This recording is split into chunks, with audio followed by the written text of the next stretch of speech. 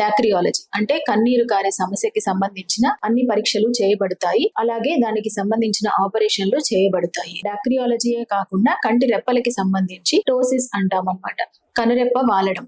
దీనికి సంబంధించి కూడా కారణాలు ఏంటి అనేవి ఇన్వెస్టిగేట్ చేసి అలాగే దానికి సంబంధించిన సర్జరీ కూడా చేయబడుతుంది.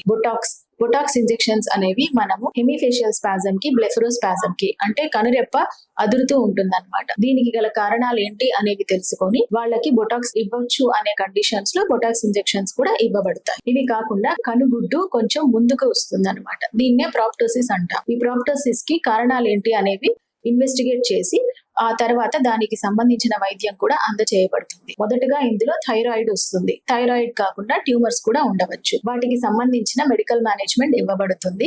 అలాగే సర్జికల్ మేనేజ్మెంట్ గురించి మీకు గైడెన్స్ కూడా ఇవ్వబడుతుంది. ధన్యవాదాలు.